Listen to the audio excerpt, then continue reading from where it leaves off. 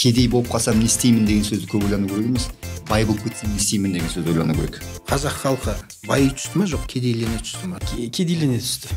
Мектеп бағдарламасына қаржылық әліппе дейтін пән кіру керек.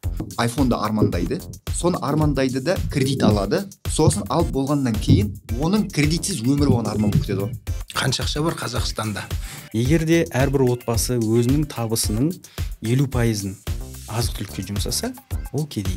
Бір адам байда, бір адам кедей, неге? Бұл жаңағы әділдік жоқ па деген сияқты нәрсе айтады ғой. Мемлекет басшысы айтты ғой, Қазақстанды 137 адам бөліп алған деп. Былай қарағанда байлық сол адамдардың қолында деп. Ұлттық қорда нақты функция бар, табысталды. Келесі жылдан бастап әрбір баламызға шот ашылады да, сол жаққа инвестициялық кірістіліктің 50% түсіп отырады. Құрметті көрермен, бүгінгі подкастымыз өте қызық, ең бастысы қазақтарға өте пайдалы болғалы тұр. Себебі бүгін қайтсек қазақ халқы қарыздан құтылып бай бақуат өмір сүреді деген тақырыпты біз Мақсат Халық UIB бизнес мектебінің директоры, экономист сарапшы және Жеңіс Есенгелдин бизнес кеңесші, өз ісіңді тап кітабының авторы және Қарызсыз қазақ жобасының авторы әрі жетекшісі қатысып отыр. Қош келдіңіздер. Қош көрдік. Өздеріңіз білетіндей, кез келген адам өмірге келген соң бай бақуат, төрт құбылас тең өмір сүргісі келеді. Тек қазақтар ғана емес, бүкіл әлем. Бүкіл әлем байыған, дамыған, 30 ел дейміз ба, соның қатарына қосылғысы келеді. Адамдар да солай. Байыған, дамыған адамдардың қатарына қосылғысы келеді. Кейбірінің қолынан келіп жатады, кейбірінің қолынан келмей жатады. Бірақ ішіп отырған тамағы, жұтып отырған ауасы бәрі бірдей. Біреу неге табысты болады, біреу неге табыссыз болады. Бұл біздің басты мәселеміз. Тақырып: қазақ бай болу үшін не істемек керек? Осы сұрақты мен Жеңіс мырзадан бастағым келіп отыр. Жақсы, енді жаңа бәрі деп айттыңыз ғой, барлығы деп айттыңыз. Шынымен де барлығы бай болғысы келе ме деген сұраққа қайтадан жауап беруіміз керек болады. Өйткені байлықты қалап тұрған сен бе, әлде сенің нәпсің бе деген сөзден бастаймыз негізі. Мысалға, темекі тартатын адам түнде тұрып ерінбей темекі алып келуге барады негізі. Бірақ сол адамды нанға жұмсасаң бармауы мүмкін. Неге? Өйткені оның негізі адамның қалау деген нәрсе шынымен де суррогатты дейді ғой. Елдің барлығы байып жатыр, мен де байым керек дейтін болса, онда дұрыс болмайды ол негізі. Біріншіден. Екіншіден, не істейсің ол байлықты деген сұраққа жауап беру керек. Біз айтамыз, $1 миллион тапқым келеді дейді ғой, бәрінің арманы бар. Бірақ сол $1 миллион саған берсек қазір, сен қандай нәрсеге оны жұмсайсың десе, ешкімнің жауабы жоқ та негізі. Адамдар ойланып келіп айтады, берсеңші ақшаны көреміз ғой дейді. А ол мақсат болмайды еш уақытта. Көрдіңіз ба? Сол сияқты біреу айтады ғой, бір адам байда, бір адам кедей, неге? Бұл жаңағы әділдік жоқ па деген сияқты нәрсе айтады ғой. Сол кезде қарағанда біз өзіміздің баламызбен салыстыратын болсақ, мысалы өзің 4 балаң болатын болса, сол 4 балаңның үлкеніне көбірек ақша бересің, кішісіне азырақ ақша бересің. Бірақ сен бәрін де жақсы көресің. Неге бердің? Оған неге көбірек ақша бердің? Неге кішісіне аз ақша бердің немесе бермедің дейтін болсақ, осы жерде оған жан ашу деген нәрсе бар да. Яғни ол адамның сол ақшаны пайдалана ала ма, алмай ма деген мәселе бар да. Сондықтан пайдалана алмайтын адамға ақша бермейсің, пайдалана алатын адамға ақша бересің. Демек, бұл жерде адамның ақшаны пайдаланудағы қабілеті болса ғана алатын тарапынан берілетін нәрсе негізі. Сондықтан біз қазіргі уақытта ойлануымыз керек. Біз айтамыз адамдарға, кедей болып қалсам не істеймін деген сөзді көп ойлану керек емес, бай болып кетсем не істеймін деген сөзді ойлану керек. Өйткені кедейлік келіп қалатын сияқты байлық та тез келіп қалады адамға.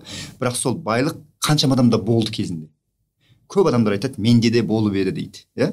Менде де ақша болған еді дейді. Қайда ол десе, ой, оның бәрін құрттық қой, жоғалттық қой деп айтады. Қараңыз. Сондықтан байлық бәріне де бір рет келеді екен, бірақ сен соны ұстап қала аласың ба, қала алмайсың ба, сол жерде болып тұр мәселе.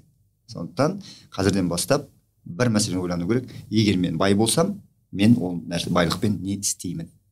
Көрдіңіз ба? Сондықтан ақшаға, байлыққа мақсат қойылмайды екен.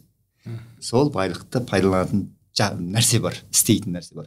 Не сатып алатын нәрсе бар, не жаңағы бір халыққа жасаймын деген сияқты бір мақсат болған кезде. Сол мақсат сенің нәпсің қатты қалайтын болса, жетпей қоймайды екен адам соған. Демек түсінгенім сіздің сөзіңізден, адам бай болам деп бай болмайды ғой. Демек бір мақсат қою керек. Айталық бір жаңа технологияны ойлап табам деп. Мәселен, Алматының көшелерін жөндеп жатыр. Пәленбай миллиард ақшаға. Мен осыны пәленбай миллиард емес, пәленбай миллионға жөндейтін бір технология ойлап табам деп. Болмаса бір баспанасыз жүрген адамдарға арзан баспана салып беріп, солардың мәселесін шешкім келіп деп бір мақсат қойсаңыз, сол мақсаттың төңірегінде жаңағы байлықта, қаражатта соның төңірегіне топтасады. Сіздің айтқыңыз келіп отырғаныңыз сол ғой. Адамның жанына түпкі тиімділігін білмесе, ол адам қозғалмайды екен. Демек, қазақ бай болу үшін қазаққа ең бірінші мақсат керек. Солай ғой. Сол мақсат, оны не істейтін болу керек? Жаны кәдімгідей қалап тұру керек та оны. Көрдіңіз бе? Ал оны мақсатты қалай табу керек?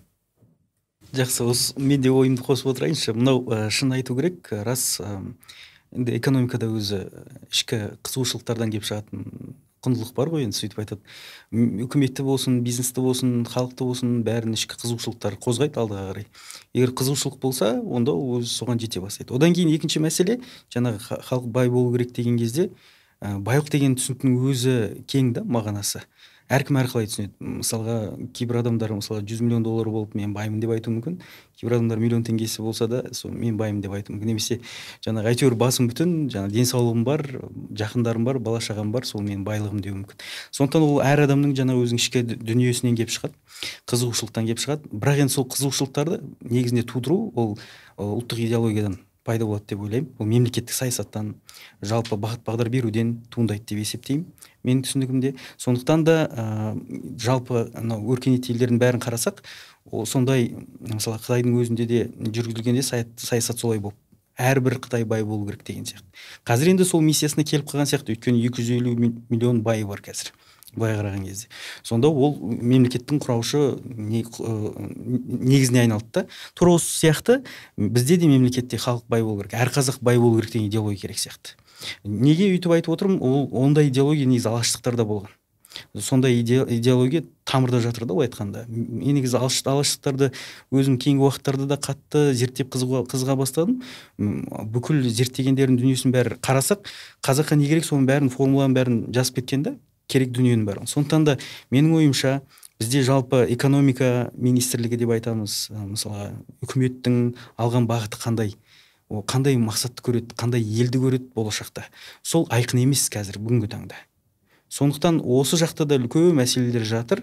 Яғни ең бірінші кезекте мемлекеттік саясат дұрыс құрылып, осы халықты, 20 миллион халықты бай етеміз, дәулетті етеміз деген бір үлкен, және де ол тарихи тұрғыда байланған ұлттық құндылықтарымызға негізделген бір бағдарлама болу керек. Соның аясында сосын халықты жеке әрбір азаматтың кім болғысы келетіндігін, қалай өзін бай ретінде елестеткісі келетіндігін, соны ақырындап талқылап көпшілік ортада сол құндылықтарды тарқата беруіміз керек біз деп ойлаймын, кеңінен. Сол кезде әрбір қазақ бай болу керек деген идеядан егер жұмыс жасайтын болсақ, ертең кедей қазақ таппайтын күн. Соған қарай біз бет аламыз деп есептеймін. Жалпы кез келген дамыған елдерде орта топ басым болады.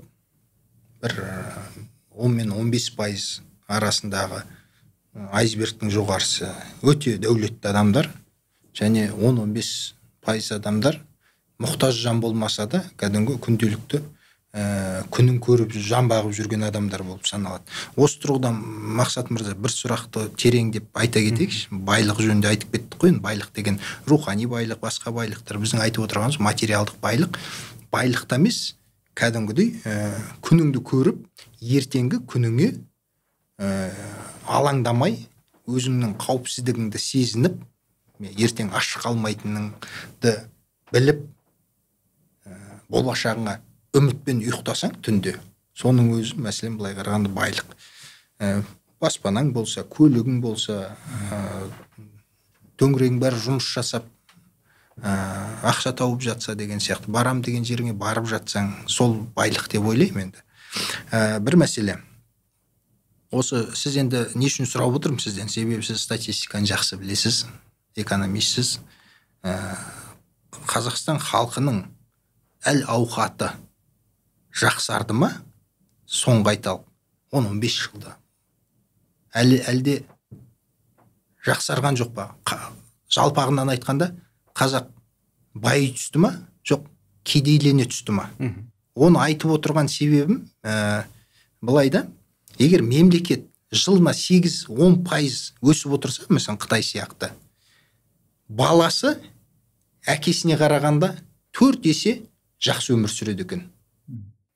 Мәселен, әкесінде 1 үй болатын болса, баласында 4 үй болады. Ол тек қана бір адамның экономикасы емес қой, халықтың экономикасы, ол жалпы мемлекеттің экономикасы. Әрине, 20 миллион адамның ішінде бір 50 мыңы шауып шығар алға.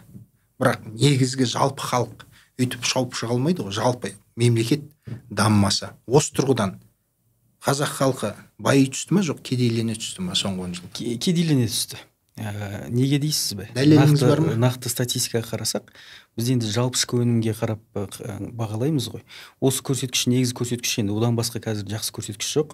Бірақ дей тұрғанмен әлі түрлі сарапшылардың арасында пікір бар, бұл ескірген жаңа көрсеткіштер керек деген сияқты. Бірақ жалпы ішкі өніміміз жан басына шаққанда деген бар. Жан басына шаққанда қанша? Әлемдік стандарттарға қарасақ, 10 мың доллардан жоғары болса, ел табысы орташа ел деп қаралады. 20 мың доллардан жоғары болса, онда табыс бай ел деп қаралады. Егер де 10 мың доллардан төмен болса, онда ол кедей ел деп танылады. Енді осы тұрғыдан қарайтын болсақ, 2013 жылы 13.600 доллар болды. Қазір осыдан 2013-тен 10 жыл өтті. 10 жылдықта қарасақ, әлі 10 мың доллар. Енді 10 мың долларға біз жетіп тұрмыз да. Мынау 2015 жылы девальвация болған, қатты теңгеміз құнсызданып кетті. Теңгелік эквивалентте қарасақ, халықтың табысы өсіп жатқандай, біздің шенелеріміз сол сандарды көбінесе халықтың алдында есеп бергенде айтады. Біз өсіп жатырмыз, табысы өсіп жатыр халықтың осындай деген көрсеткіштерде. Бірақ доллармен қараған кезде біз әлі 2013 жылғы жағдайға жете алмай отырмыз. Бұл енді стандарт сөйлеткенде. Ал енді реалды түрде қарасақ, халықтың жағдайына қарасақ, үңілетін болсақ, мынандай бір құндылықтары бар. Энгель заңы деген бар, неміс ғалымы экономист. Соның шығарғанында, егер де әрбір отбасы өзінің табысының 50%-ын азық-түлікке жұмсаса, ол кедей. 50%-дан асып кетсе, ол кедей деп саналады. Енді біздегі көрсеткішке қарасақ, бізде өткен жылда ұлттық банктың соңғы мәліметтерінде 61% болған. Кейбір деректерде тіпті 70%-ға жақындап қалды деп айтылады. Демек біз кедей елміз. Біз демек кедей ел болып тұрмыз әлдеқайда. Өйткені халықтың көп бөлігі алған табысының 60%-нан астамын азық-түлікке жұмсап жатыр деген сөз, ол тапқан таянғанын тамақ алу үшін ғана жұмсап жатыр. Ал енді бүгін аш болып отырған азамат қалай өзін дамытуға ұмтылады? Қалай ол қаржылық сауаттылық туралы ойланады? Қалай ол балаларын тағы да қамтамасыз етеді, қосымша репетиторларды жалдап біліктілігін арттыру үшін? Демек, ол мәселелердің барлығы екінші деңгейде қалады. Өйткені халықтың тауып отырғаны бүгінгі наны мен күйіне жетпей отырған жағдайы бар. Ал енді жаңағы жалпы ішкі өніміміз көрсеткіштері бойынша соңғы жылдарда қарасақ, министрлік, ұлттық экономика министрлігі келген мәліметтерінде жалпы ішкі өніміміз 4,5%-дан ұлғайды. Жыл сайын осындай деңгейде өсіп жатырмыз деп айтамыз.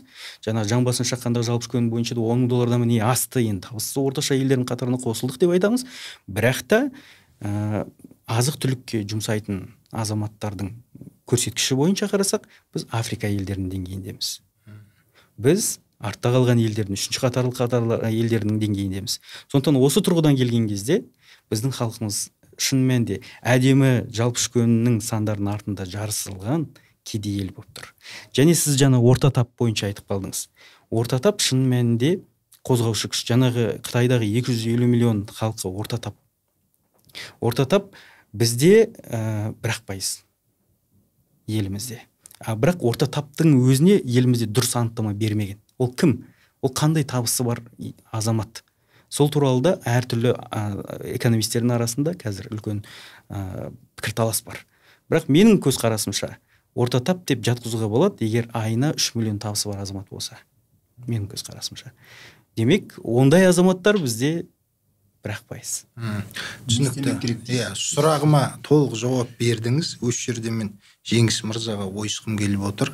Яғни халық кедей болса, ақшаңыз болмаса, қарыз аласыз ғой. Яғни несиеге ұрынасыз. Ақшаңыз көп болса, несие алып не керек? Қазір мәлімет бойынша 8 миллионға жуық халықтың мойнында несие бар екен. 14-15 триллион теңге. Осы тұрғыдан Жеңіс мырзаға сұрақ. Қарызсыз қазақ деген жобасы бойынша 1000-нан аса адамды қарыздан құтылу жолын көрсетіп көмектескен. Жалпы қарыз алу жаңағы кедейліктен ба? Жоқ, әлде қазіргі біздің өмір сүру дағдымызға айналып кеткен бе? Не үшін қарыз алады мәселен? Сен тамағың таппай жүрсің, iPhone ұстағың келеді. Мәселен, сен iPhone соншалықты мұқтаж ба мәселен, қарыз алып ұстайтындай? Соған қай жағынан қарауға болады осы? Қарыз алу бұл кедейлікке алып баратын бірден бір жол. Енді қараңызшы, бізде мынандай нәрсе бар. Біз айдалада қалып қойдық дейік, мысалға. Айдалада қалып қойсақ, сіріңке болмай қалса қолымызда.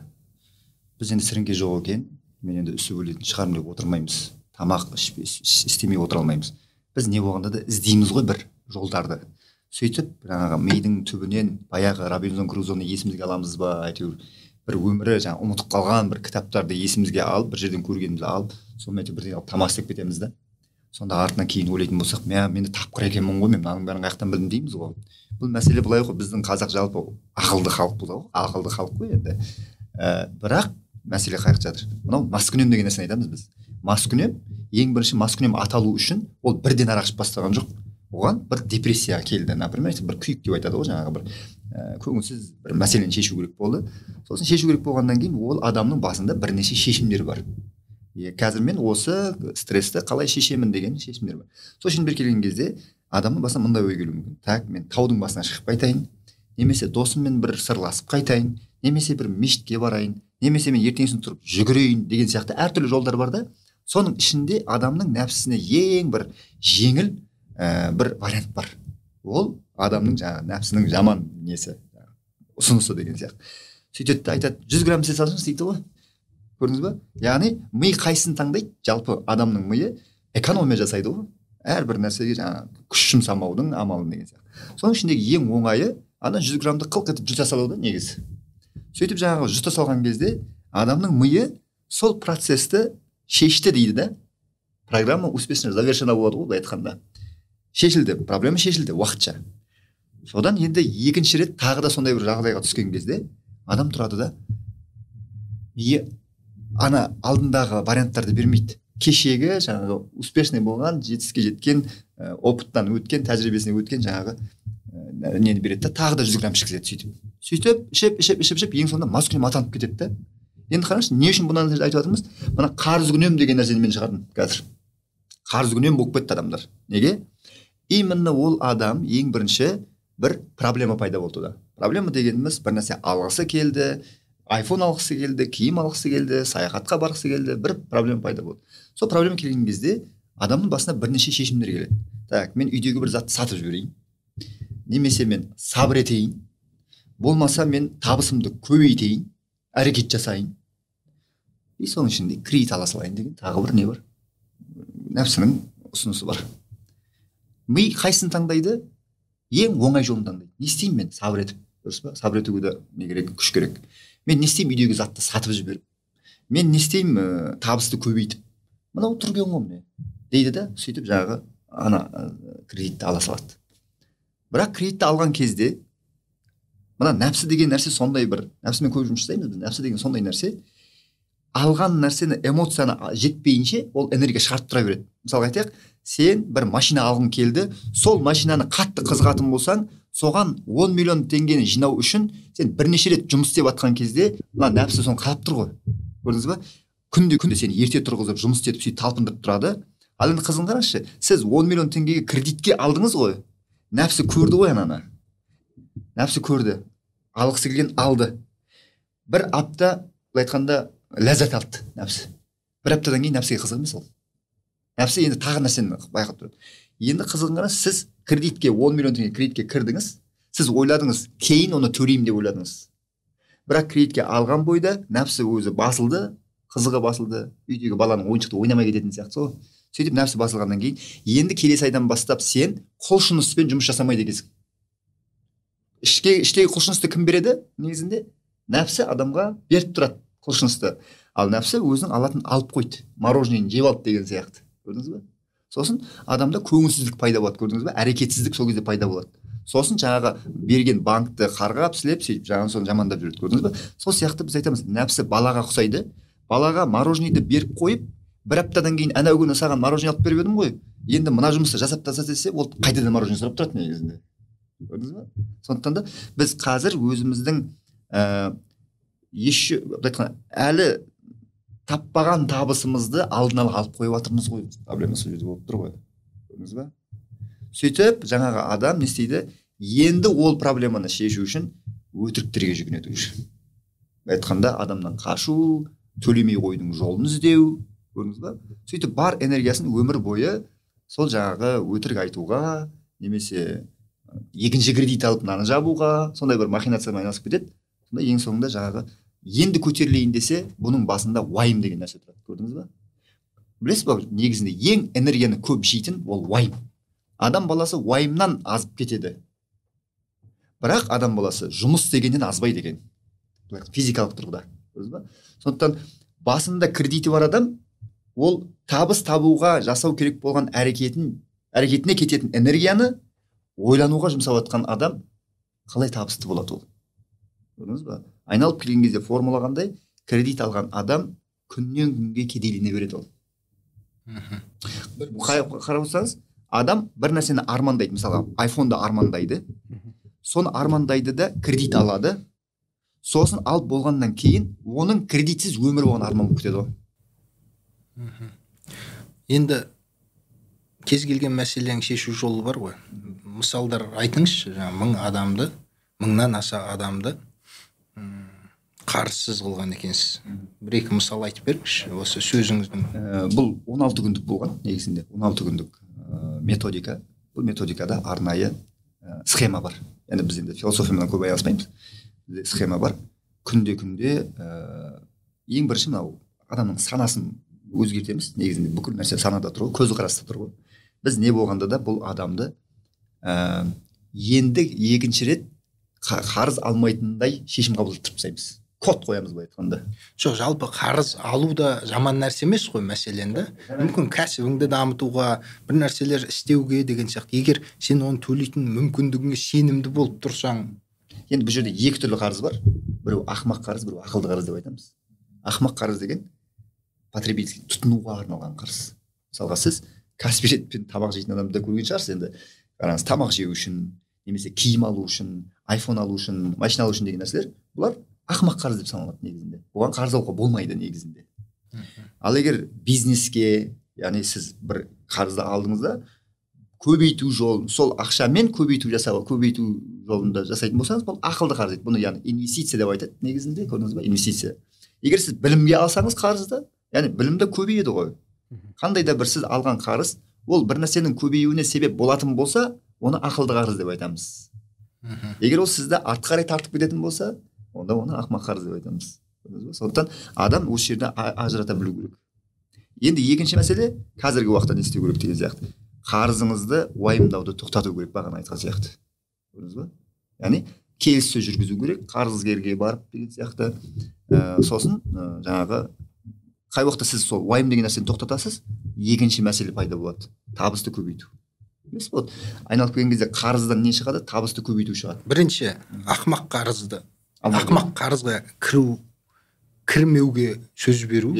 Екінші, қалай төлеймін деп уайымдамау. Өйткені уайымданы шешеді. Үшінші, сол қарызды ең болмағанда қалай құтыламын деп табыс табу. Бұның жоспарын жасау. Табыс табу, көрдіңіз бе? Сондай бар ма? Мәселен, 10 миллион қарыз болып қалып, сіздің программаңыздан өткен соң бір 6 айда 10 миллион жауып, тағы өзіне 10 миллион жағдай жасаған. Мен шынын айтайын, енді біз мықтымыз деп айтпай қояйықшы, Алла Тағаланың қалауымен деп айтайық. Өз көру, ана отзывын тыңдаған кезде мен айтамын, өтірік айтып тұрған жоқ па депші. Кәдімгідей келіп отзыв береді ғой, мен айтамын бұл адам эмоциямен айтып тұрған жоқ па, мүмкін өтірік айтып тұрған жоқ па, біреуің барып анаған сөйтіп айттыртып қойған жоқсыңдар ма деп мен өзім сенбей қалатын уақыттар болады. Біреуін айтып беріңізші, жаңасын, соңғысын. Енді адамның аттарын ба? Жоқ, атын емес, осы атын атап түсінтістеудің қажеті жоқ. Бір қазақ мәселен сізге келеді. Ол қазір жаңағы отзывтарды қарайтын болсаңыз бар ғой, енді бізде неде де бар, Инстаграмда да бар, өзінің аузымен айтқан адам, енді аттарын мен жаттай алмаймын, енді ол көп адам ғой. Соның ішінде кәдімгі мен 2 айдың ішінде осынша 2,5 миллионнан құтылдым деген сияқты. Қазір уақытта кеше айтты, кеше 6 ай болған, 23 миллион бар. 6 ай болған бір оқушымыз кеше эфирге қосыла салды да. Сонда айтып жатыр, мен оны танымаймын екен. Жеңіс мырза, сіздің сабағыңыздан кейін 6 айдан кейін осындай енді татау ана ақшаны дейді қай жаққа жұмсайтын проблема болып отыр дейді, жаңағыдай. Ашылып кеткен ғой, жаңа араны ашылып кеткен ғой. Біз енді қарыздан құтылу деген нәрсені айтқанменен де табыс қалай табуды үйретеміз ғой жаңағы. Мен қазір айтамын, ақша қайда деймін ғой. Енді ақша көп негізінде. Қайда ол ақша деген кезде, ол сіздің қалтаңызда ол. Менің ақшам сіздің қалтаңызда қазір. Қараңызшы, мен біліп тұрмын, что сіз қазір Каспиіңізде какой-то бір 100 мың теңге болса да бар. Бар ғой. Әрбір адам көшеде 100 мың демей қойып, 10 мың теңгесі бар айтайық. Көшеде 10 адамның 8-інде бар. Ол адам неге сол Каспиінде ақша ұстап жүр? Неге ұстап жүр? Ол біреуге беру үшін ұстап жүр. Көрді ме? Бірақ ертеңгісін адамдар біреуі ақшам бар менің берейін деп шығады екен, екінші адам ана ақшаны маған бер деп шығады екен да. Енді бір-бірінен тартып алмайды. Адамдар қалтасында ақша болғаннан кейін сіз маған қазір 10 мың теңгеге тұратын бір зат берсем, сіз маған ол ақшаны бересіз ғой. Проблема қазіргі уақыттағы біз ақшаны қалай табамыз емес, мен соған тұратындай не зат бере аламын деп ойлану керекпіз да. Мен не бере аламын соған тұратындай? Қандай құндылық бере аламын? Мен кәдімгідей өзімнің жаңағы курсымда шақырылған кезде адамдарға эксперимент жасаймын. Менің қалтамда 5 мың теңге бар деймін, шығарып тұрамын. Мына 5 мың теңгені алыңдаршы. Бірақ алу үшін мен просто жай ғана бере салмаймын ғой. Маған осы 5 мың теңге тұратындай бір нәрсе берші деймін ғой. Содан адамдардың жаңағы ойлары басталады ана жерде. Ананы істеймін, мынаны істеймін. Бір адам тұрады айтады, мен сізге бір әдемі видео жасап бере аламын. 5 мың теңгеге тұратындай мен сізге бір әдемі видео жасап бере аламын дейді. Мен айтамын, жақсы, давай кел онда. Мен саған беремін деймін да, кәдімгі қолына беремін ғой. Мен айтамын, қараңызшы, бір күнде осындайдың мен сияқты 10 адам тауып алуға бола ма десем, болады дейді. 50 мың теңге бар ғой сенде. Енді есептеші, күніне 50 мың теңге жасайтын болсаң, онда сен айына 1,5 миллион тауып тұрсың ғой. Неге сен қазір 150 мың теңгемен отырсың, көрдіңіз ба? Яғни адамдардың қалтасында ақша бар деген кезде оны қалай алудың жолын білетін болсаң, ақша жетеді. Қанша ақша бар Қазақстанда? Айналымда жүрген. Негізгі айналымдағы ақшаның көлемі қазір 33 триллион. 33 триллион. Міне 33 триллион Қазақстанда ақша жүр. 33 триллион балық жүр деген сөз ғой. Оны аулау үшін қармақ керек. Қармақ деген не? Қармақ деген құндылық. Сен қолыңа бір нәрсе іс келу керек. Қызмет көрсетіп білуің керексің, білмеймін, массаж жасап білу керек па, үйді жөндеп білу керек, болмаса қолыңнан бір тауар шығарып білу керек. Адамдар неге құртады ақшаны? 100%-ын, жартысын қызметке құртады, жартысын тауарға құртады ғой. Иә. Сондықтан осы мақсат сізге бір сұрақ. Кедейлік пен байлықтың арасында байланыс бар ма? Былай сіздер енді экономистер түрлі метрикаларды қарап өлшейсіздер ғой. Қай ел кедей елдерде қарыз көп бола ма? Бай елдерде қарыз көп бола ма? Жан басына шаққанда соның байланысы бар ма кедейлік пен қарыз алудың? Негізінде егер қарызына қарайтын болсақ, бай мемлекеттерінде қарыз көп болады. Былай қарасақ, егер әлемдік қазіргі неге қарасақ, Американың өзі әлемдегі ең бай мемлекет деп айтқанмен, қарызды ең бірінші орында тұр да, мысалға Жапонияда да тура сондай қарасақ. Сондықтан бұл жерде ондай бір қатты не жоқ сияқты. Меніңше қарыз алу мен беруде де мәдениетін білген дұрыс сияқты. Әрбір азамат өмірде, мысалға біреуден қарыз алдыңыз ба, оны уақытында қайтарып беру, жауапкершіліктің болуы деген құндылықтардың негізінде. Сондықтан мысалға қарызды берудің де мәдениеті бар. Мысалға сіз біреуге қарызды берсеңіз, мен көп жерде айтамын, егер сіз қарыз берсеңіз, онда ертең ол қарызды сұрамайтындай болыңыз. Сөйтіп беріңіз қарызды.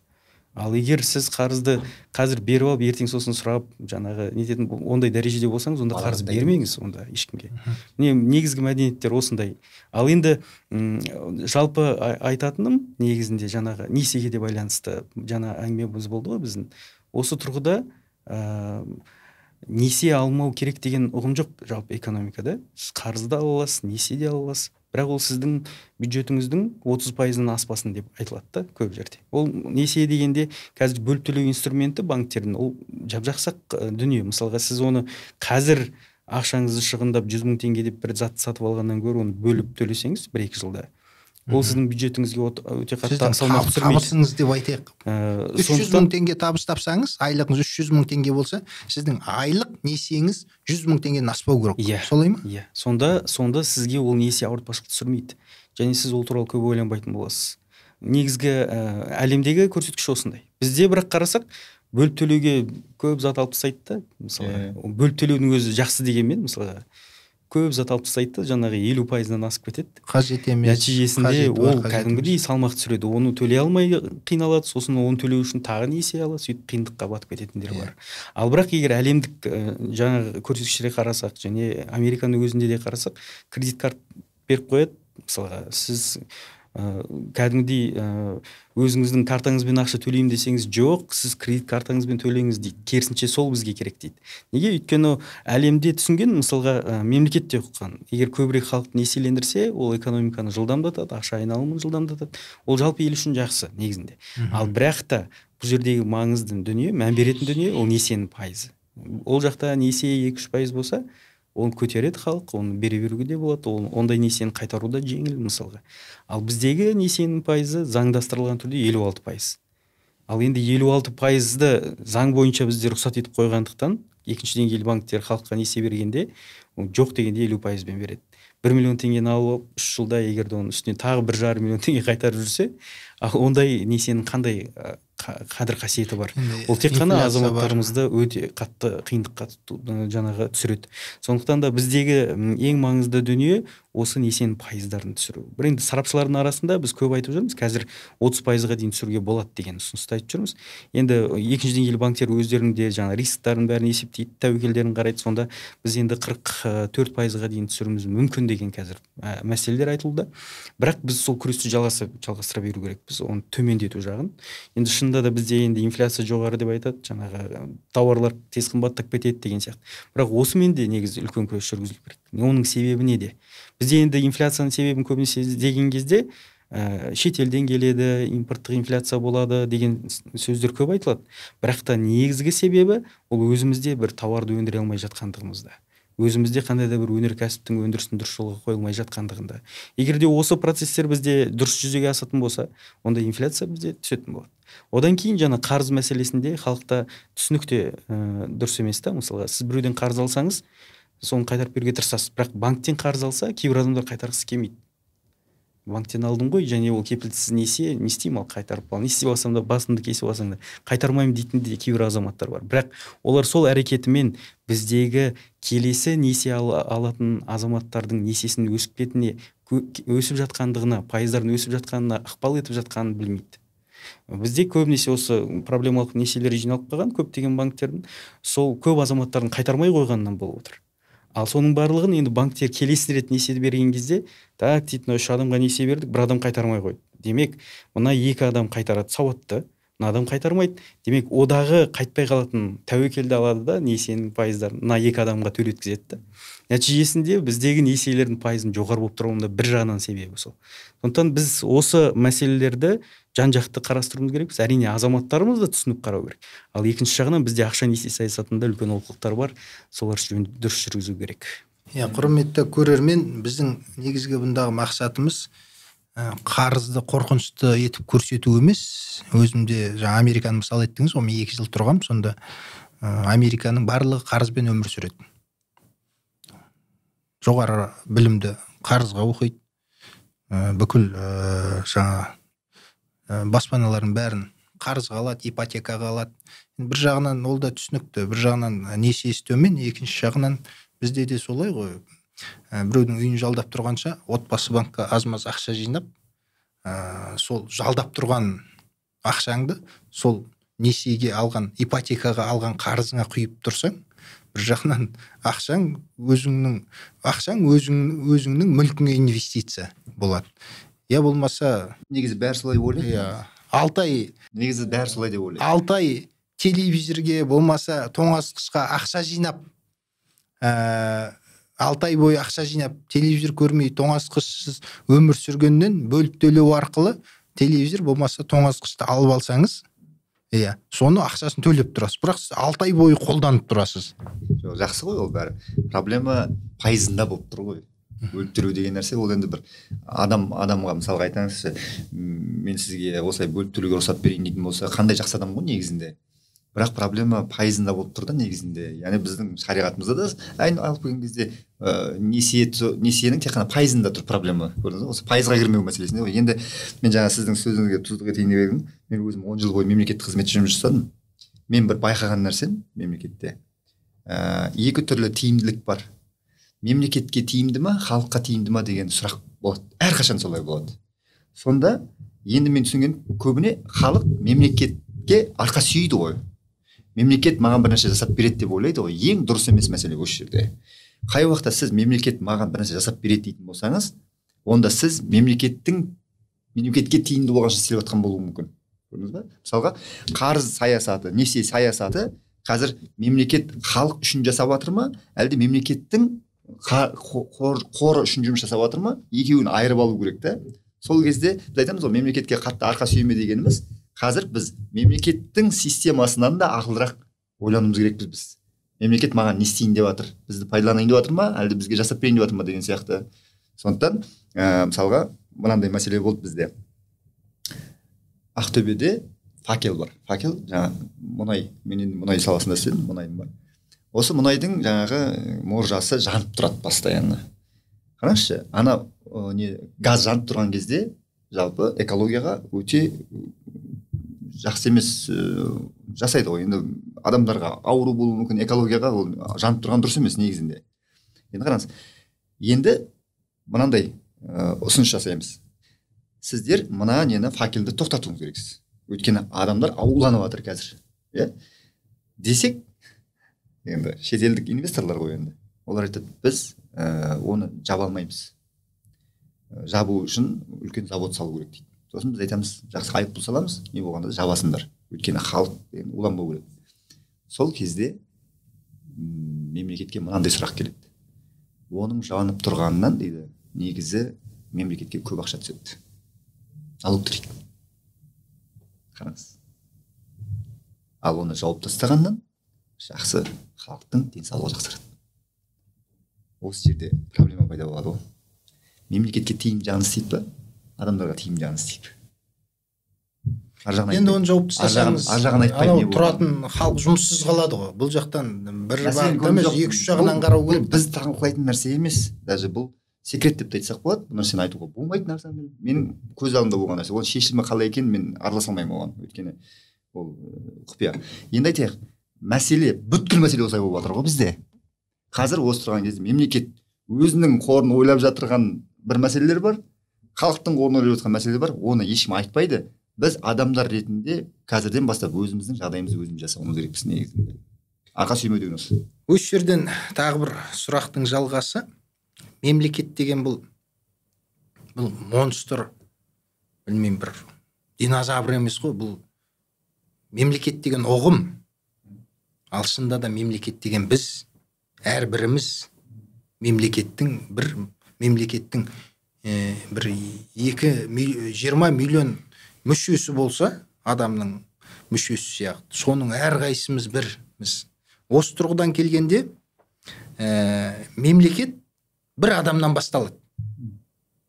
Әрбір адамнан мемлекет басталады. Бір адамның табысы жинақтала келе мемлекеттің табысына айналады. Мемлекет бай болып, халқы кедей болу мүмкін емес. Халқы бай болса ғана, барлығы бай болса ғана, мемлекетте бай болады. Себебі мемлекет деген халық деген сөз. Осы тұрғыдан келгенде біз енді бүкіл мемлекетті дамытып, жіберудің осы жерде мәселесін шешіп тастай алмаспыз, бірақ сіз бизнес кеңесші ретінде, сіз экономист ретінде бір адамды кедейліктен құтқарып байлыққа қалай қайтсек жол бастатамыз деген сұрақтың төңірегінде ойланып көрейікші. Бір адамды байытсақ, түптеп келгенде сондай сіз бір адамды ол адамнан көретті басқа адамдар жинақтала келе мемлекеттің, әр адамның байлығы мемлекеттің байлығын құрайтын болады. Бір адамды қалай байытамыз? Кез келген адам не істеу керек? Ол адам бай болу үшін, бай болған кезде жаңағындай байлық деген жаман мағынада айтып отырған жоқпыз. Бізде кеңес өкіметі бар, сол кезде байлықты бір жақсы емес образын жасады ғой. Иә. Бір адамды өз аузын өзінің қолына жеткізетіндей, несиеге батып кейін төлей алмай, оны қарыз қайтарушылар ізінде жүрмейтіндей етіп бір адамды қалай аяқтандырып жіберуге, не істеуге болады? Ең бірінші санамен жұмыс жасау. Не істеу керек? Санасына, оның өмірге деген көзқарасы. Windows мәселен қандай бір процессорды қалай ауыстыруымыз керек? Сол арнайы программалар бар. Біз енді сонымен айналысамыз ғой жалпы. Арнайы программа бар, адамның көзқарасын өзгерткен кезде оны әрекетте өзгеріп бастайды. Енді бірінші мәселе образ деп айттық қой бағана. Әрбір адам өзінің образын өзгертуге тырысу керек. Мысалға қараңызшы, біз бүкіл жаңағы несие, қарыз деген мәселенің барлығы адамдардың образдарын өзгерту үшін болып жатқан жағдай. Қараңыз, мысалға iPhone сатып алу, ол өзінің iPhone ұстайтын адам ретінде көрсеткісі келеді. Машина сатып алу, машинасы бар адам ретінде көрсеткісі, яғни өзі бір бай адамның образын жасайды. Көрдіңіз бе? Сол бай адамның образын жасау үшін адамдар жеңіл жолмен барғысы келеді ғой бұған. Көрдіңіз бе? Ал қазіргі уақытта біз не істеуіміз керек? Сол образды жасау үшін қандай әрекеттер жасауым керекпін деген нәрсе бар да. Соны жасауымыз керекпіз. Өтірік образ болмайды. Сондықтан біз екі шкала жасаймыз түсіндірген кезде. Стандартты адамдар деп айтамыз, стандартты емес адамдар деп айтамыз. 90%, бүкіл әлемнің 90% адамдары стандартты ойланатын адамдар болып есептеледі. Олардың өмір сүру дағдысы қандай? Өмірінің жартысына дейін дейді, өзінің армандаған заттарын алып алады дейді. Мысалға, iPhone алғысы келді ма? Алады. Машина алғысы келді ма? Алады. Немен алады?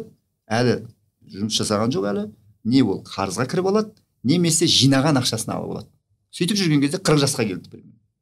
Енді өмірдің екінші жартысы бар ғой. Екінші жартысында дейді, мына алып алған заттарының құрбаны болып жүреді дейді. Өмір бойы сол үшін жұмыс жасайды, оны алмастырумен айналысады деген сияқты, енді көтере алмай жүреді дейді. Ең соңында әйтеуір өзі қаламаған өмірмен өмір сүреді дейді. Ал енді екінші адам қалай өмір сүреді? 10% бағана не стандартный адамдар. Олар өмірінің жартысына дейін кіріс көздерін жасап алады дейді. Көрдіңіз бе? Кіріс көздерін. Ақшаны жинайды да кіріс көздерін жасайды. Ақшаны жинайды да кіріс көздерін жасайды. Осы уақыт аралығында ол әдемі киім кимейді. Ол мықты телефон алмайды, мықты машина алмайды, шыдайды ол. Осы 40 жасқа дейін келгеннен кейін енді дейді, келесі өмірінің келесі жартысында осы кіріс көздерінен түсіп жатқан ақшаға жақсы өмір сүреді дейді. Демек, қазіргі уақытта қаржылай сауатты адам кім деп айтамыз ғой?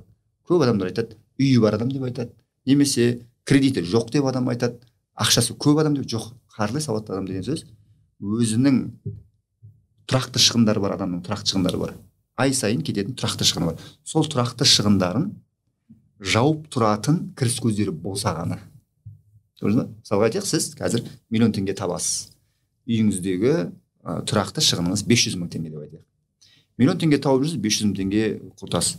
Егер сіз 1 миллион теңгені 500 мың теңгені жинап құртып жүрдіңіз да, 500 мың теңгені алып қойып отырдыңыз да, айтайық, 1 жылдан кейін сізде қанша теңге шығады? 5 миллион. 5 миллион. Сол 5 миллион теңгеге не өзіңіз қандай да бір бизнес жасайсыз, болмаса бизнес жасап жатқан адамға инвестиция саласыз. 5 миллионды берген кезде примерно 250-300 мың теңге айына түседі. Көрдіңіз бе? Даже 5 миллион теңгелік сондай проекттер бар, айына 500 мың теңге алып тұруға болады. Егер сіз сол 5 миллион теңгені кіріс көзін жасап, содан түскен 500 мың теңге сіздің бағанағы тұрақты шығыныңыз бар ғой, соны жауып тұратындай жағдайға келсе, болды, сіз қаржылай еркін адамсыз. Біз осы уақытта сол нәрсені үйретеміз. Ең қызығы, 1,5 жылдың ішінде біздің оқушыларымыз 140 миллион теңге инвестиция салды ғой. Түрлі проекттерге. Жарайды. мәселен кәсіпте кім айтты, Билл Гейтс айтты ау деймін, кәсіп деген бұл казиноның ойыны сияқты деп. Ақшаны саласыз кәсіпке, ол кәсіп атуы мүмкін, атпай қалуы мүмкін, күйіп кетуіңіз мүмкін, көптеген факторлар бар. Өзің қабілетсіз болып шығуы мүмкін, нарық өзгеріп кетуі мүмкін, мемлекеттің бір интервенциясы келіп кетуі мүмкін деген сияқты. Сондай да мәселелер бар да бұл жерде. Сондықтан кәсіп істеген панацея деп, бүкіл дүниенің панацеясы деп те айтуға болмайды. Бірақ істемеген ауруға алып келетін тіке жол деп анық айтуға болатын сияқты. Кәсіп деген нәрсені түсіне алайық бірінші. Көбісі айтады дейді, мен кәсіпкер бола аламын ба дейді, немесе елдің бәрі кәсіпкер болу керек па дейді. Мен бірден айтамын. Давайте вот кәсіп деген сөз бен бизнес деген сөзді бөлек алып қараудың қажеті жоқ. Кәсіп деген сөз сіз айналысып жүрген кез келген нәрсе. Сіз нені кәсіп қылып жүрсіз деп айтады ғой. Қазір осы тұрғанда бір кәсіппен айналысып жатырсыз. Қазір бір адам телефонмен бір түсіріп жүрсе, ол да кәсіппен айналысып жатыр. Мына кісілер айналада камера түсіріп жатқанда оның бәрі кәсіппен айналысып жатыр, өздерінің кәсіптері. Сіз осы нәрсені істей алатын қабілетіңіз болып тұрса, демек сіз бір кәсіпті жасап жатсыз. Енді осыны монетизация деген бар ғой жаңағы. Көбірек монетизация жасаған кезде бұл уже масштабқа шығатын кәсіп деп айтады. Сондықтан кәсіпкер боламын ба деген сұраққа былай деп жауап беремін. Елдің бәрі көзді ашқаннан, туғаннан, ақыл кіргеннен аяқ қолы балғадай болып шықты ма, ол уже кәсіпкер. Мысалға, мемлекеттік қызметте жұмыс істейтін адамның өзі ол соны кәсіп қылып отыр ғой. Жұмыс ба? Айлық алып отыр. Айлық алып отыр. Айлық алып отқанда, айлық алғаннан емес. Өзінің уақытыңды бір қабілетті пайдаланып, біреуге пайда келтіріп жатыр. Өзіңнің уақытыңды нақты материалдық құндылықтарға сатып мұғалім кәсіпкер. Мысалға, қазір мұғалімдер, айтайық мұғалімдер шығып, сол өзінің несін, жаңағы мұғалімдік нәрсесін егер оны курс қылып шығаратын. Біз енді кәсіп дегенде көбінесе жұмысты айтпаймыз ғой, айлық алып отырған. Біз кәдімгі, білмеймін, ең құрғанда бір дүкен, сондай дүниелерді айтамыз ғой. 2-3 адам сенде жұмыс жасаса, сен үйде жаңа телевизор қарап жатсаң, ненің күннің соңында саған айтса, осындай пайда таптық деп, қазақтың арманы сол ғой. Қарап жатып, ақша тауып жату. Мақсат мырза, осы жерде осыған қалай ой қосасыз? Қалай біз бір адамды бай ете аламыз? Қандай ақыл кеңес бересіз? Бір адамның байлығы түптеп келгенде елдің байлығы. Рас, сұрақ дұрыс қойып отырсыз шын айтқан кезде. Өйткені әрбір адам, әрбір отбасы, жаңа былай айтқан кезде ол мемлекет құрайды, отан отбасыдан басталады дегендей. Шын мәнінде бір отбасы қаржылық сауатты болып, қаржылық тұрақты болып, бақытты өмір кешіп жатса, демек ол мемлекеттің өзі бақытты ел саналады. Сондықтан шын айтқан кезде осы мәселе өте маңызды. Біздің әрбір азаматымыздың, әрбір Қазақстан азаматының әрі білікті болуы, әрі өз ісін жүргізе алуы, әрі табысты болуы.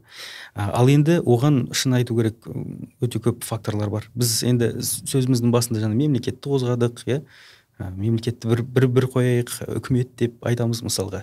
Бірақ бұл жерде менің көзқарасымша бірінші кезекте енді бәрі айта кететін мәселем, негізінен мемлекетте 3 мүдде бар да. Ол бизнес деп айтамыз, ол үкімет және халық. Олардың арасында қызығушылықтардың қақтығыстары орын алады да көп жағдайда. Бизнестің ішінде монополиялық сипат алып кетсе, олардың ішінен олигополистер шығады, миллиардерлер шығады, жаңағы олигархтар шығады.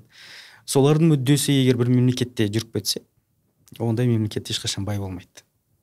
Онда белгілі бір топ қана байи береді. Біздің жағдайымыз тура сондай. Сондықтан да осы жүйені өзгертуге үлес қосу керек. Ол үшін азаматтық белсенділік керек. Ол үшін әрбір азамат барынша өмірдегі болып жатқан әділетсіздіктерді, өзінің өмірінде кездестіріп жатқан әділетсіздіктерді көзін жұмып қарамау керек. Барынша кейбір жерде нақты ашығын айтып, соны түзеуге күш салу керек. Сол кезде азаматтық қоғам пайда болады. Сол кезде халықты тонап жатқан шенділердің жолы байланады. Сыбайлас жемқорлықтың жолы байланады. Сол кезде жаңағы біздің еліміз байып отырған жалпы ішкі өнім жаңағы сандар күйінде ғана өспейді, ол сапалық сипатта да болады, халықтың да әлеуеті жақсарады. мен бұл мәселені жаңа әдейі айтып кеткім келіп отыр да, жаңағы жеке әрбір тұлғаға келместен бұрын. Осы жерде қосып кеткім келеді да, мәселен мемлекет басшысы айтты ғой, Қазақстанды 137 адам бөліп алған деп. Былай қарағанда байлық сол адамдардың қолында деп. Оны да бөліп қарау керек та. Мәселен халықаралық масштабты алатын болсақ, Билл Гейтс болмаса Цукерберг миллиардерлер да.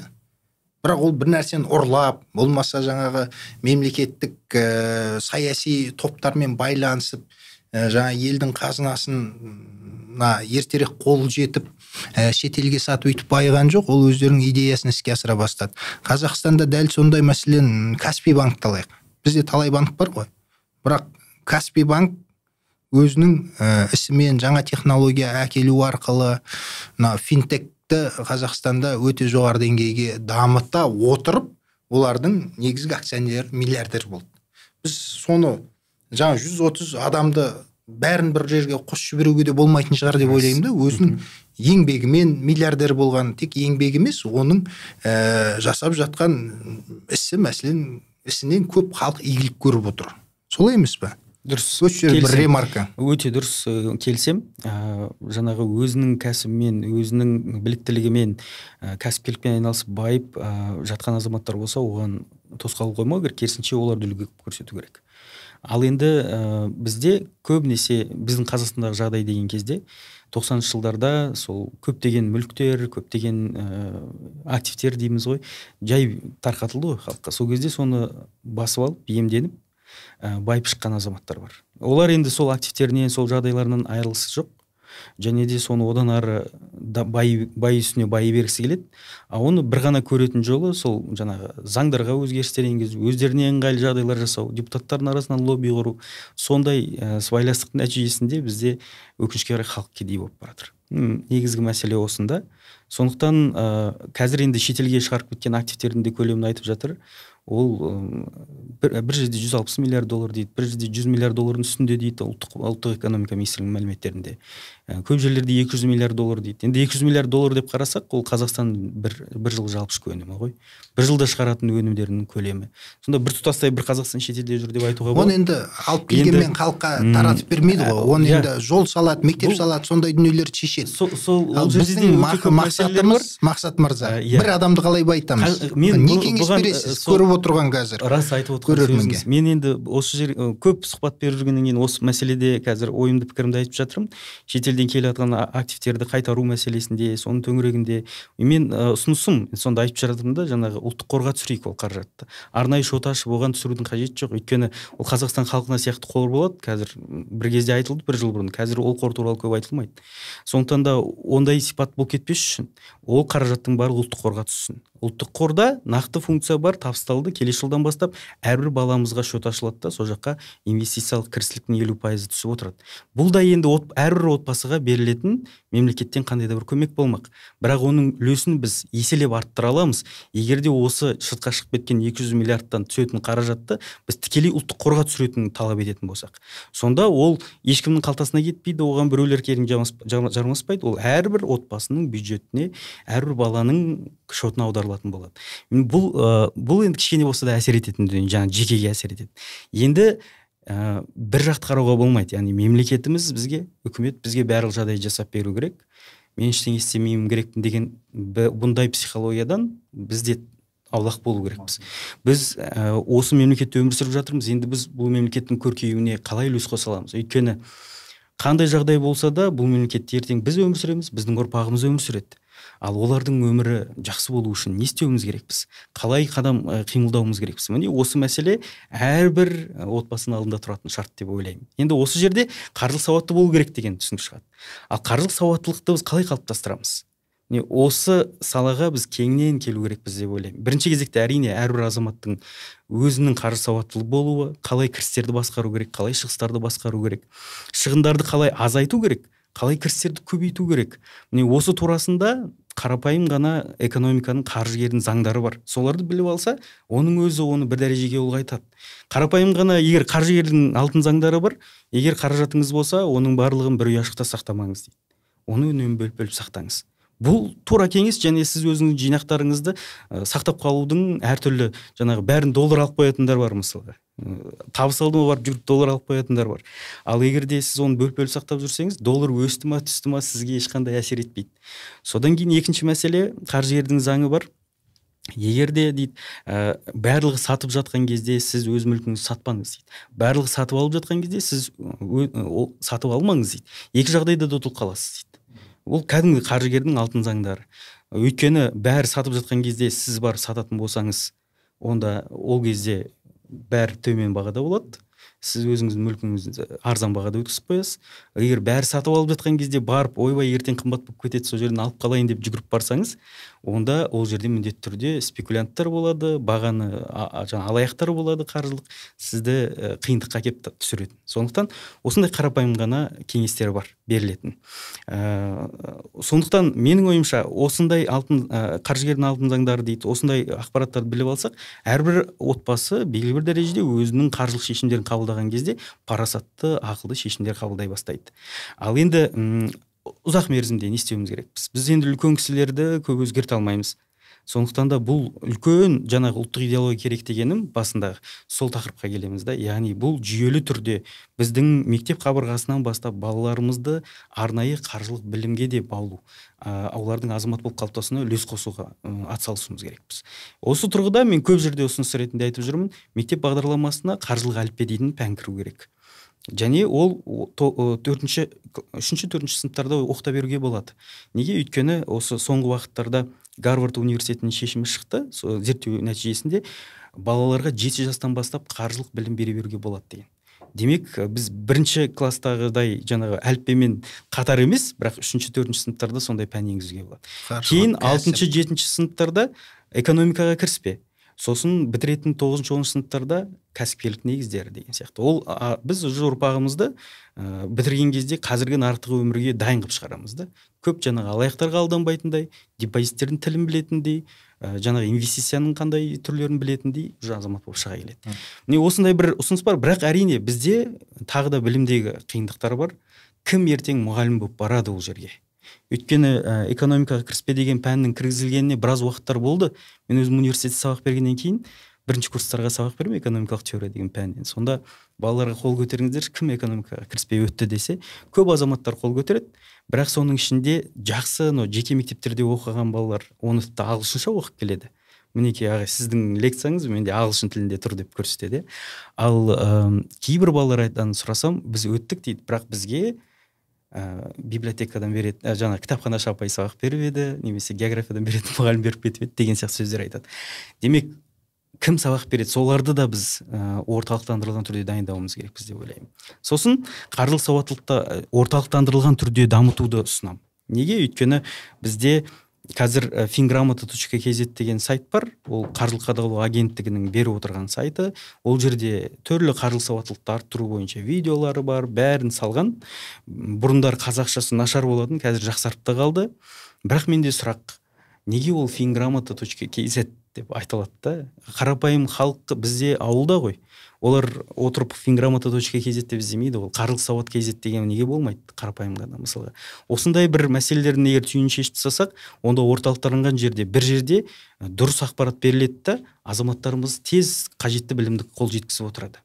Әйтпесе көп жағдайда қазір инфобизнес деп заманы дейміз, әрбір азаматтар қазір өте көп кеше оқыды кітапты, бүгін келіп алып, мен керемет қаржы экспертін, мен ала қалыңыз деп көп керек емес, немесе дұрыс ар жағы сосын қаржылық алаяқтыққа, ақшаны мынаяққа салып жер деп көп азаматтар ақшасын айырып қалуға барып жатқаны бар. Сондықтан осы жүйелі түрде ұйымдастыру керек деп ойлаймын. Мен ашайын деп отқан мектебімді айтып бердіңіз ғой жаңа. Мен осыны деген 2 жылдан бері осы мектепті ашайын деп жатырмыз. Алла қаласа кім береді деген сұрақтың барлығына да мен қазір ерлер элитасы деген бар. Міне айналамда шәкірттерім бар. Соларға мұғалімдер дайындап жатырмыз қазір. Директорлерін дайындап қойдық, мұғалімдер дайындап жатырмыз. Оның енді біз 9-шы, 10-шы, 11-ші класс болады. 9-шы класста 1 жыл бойы қатар жүреді. 1 жыл бойы мышление бойынша үйренеді. 2-ші жылы қаржылық сауаттылықты толығымен үйренеді. 3-ші жылы кәсіпкерлік қабілеті. Біздің негізгі миссиямыз Еңіс Орданың қарапайым халықтан кәсіпке қабілетті, қаржылай тәуелсіз көшбасшы шығару. Осы миссиямен жұмыс жасап жатырмыз. бұйыртса жақын арада көресіздер. Енді президентпен кездесу болайын деп жатыр, бұйыртса. Сәтті болсын. Мақсат мырзаның айтуымен келісем, мына мектептердің бағдарламасына кәсіпкерлік, қаржылық сауаттылық, экономикаға қатысты пәндерді бір ізді жүйелеп кіргізу керек. Сонымен қатар өмірлік дағдыларды да үйрететін пәндер керек. Мәселен, барлығымызда орта мектепті бітірдік. Географияны оқыдық, математиканы оқыдық, физиканы оқыдық, химияны оқыдық. Қазір қай пән, қай формула есіңізде? Оқыған қай сабағыңыз есіңізде? Жалпы оқыдық, бірақ өмірге қажет дағдыларды мектептен өкінішке қарай ала алған жоқпыз. Өмір сүріп жүріп, басымызды тау тасқа соғып жүріп үйрендік. Сондықтан осы эфирімізді оқу ағарту министрі Ғани Бектайұлы көріп отырса, осы жігіттердің атынан ұсыныс, үшінші класстан бола ма, 4-ші класстан бола ма, өмірлік дағдыларды үйрететін, яғни өмір сүруге үйрететін. Біз өмір сүріп кетемізді, бірақ бізді өмір сүруді ешкім үйретпейді. Қарапайым мысал, көлік айдайтын кезде көлік айдауды үйретіп, сізден тест алып, көлік қолыңызға куәлік береді ғой. Сіз тек қана көлікті басқарасыз. Ал сіз өміріңізді басқарасыз, бірақ өмірді басқаруды ешкім үйретпейді. Демек, өмірлік дағдылар қажет. Оның ішінде әрине өмір сүру үшін қаржы керек, оның табу жолы бар, кәсіпкерлік мәселесіне жалғасып жатады. Енді бұл жігіттермен таңды таңғырып әңгімелесе беруге болады екен. Кәдімгі айтылған ойдан айтылмай қалған ой көп сияқты. Дегенмен біздің эфирімізде таяп қалды. Жақсы, мазмұнды, қысқа болса да өте мазмұнды әңгіме болды деп ойлаймын. Жеңіс мырза жалпы қазақты байытудың психологиялық жағын, бірінші санасын өзгертуден бастау керек екенін тілге тиек етті. Мақсат мырза қазақты байыту үшін оған қаржылық сауаттылық, яғни қолына инструменттер, біліммен қаруландыру керек екенін айтты. Егер сіз белгілі бір есептің формуласын білмесеңіз, ол есеп шығара алмайсыз ғой. Дәл сол есеп, тапсырма сіздің қаржыңыз көп болсын, қалай көп болу керек деген тапсырманы, математиканың есебін шығарғандай сізге сондай тапсырма берілсе, сіз оның формуласын білмесеңіз, сіз ол тапсырманы орындай алмайсыз ғой. Демек, бай бола алмайсыз. Сол сияқты біліммен қаруланып алғанда өте орынды деп ойлаймын. Ал менің ойымша, қазақ бай болу үшін бойына құндылық жинау керек. Мен құндылықты екіге бөліп қараймын.